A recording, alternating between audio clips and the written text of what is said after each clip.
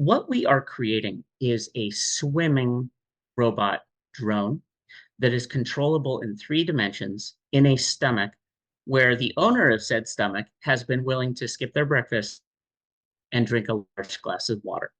And this drone then uses a couple of pump jets. Right now, we're using 3 pump jets, which does pretty good XYZ. And what we offer to the doctor is a real time live video, and they can control it 3 dimensionally using either a touchscreen on their phone, which is kind of a nice 21st century interface, or they can do it like we do it right now, which is with game controllers. You could just get any game controller you might be familiar with.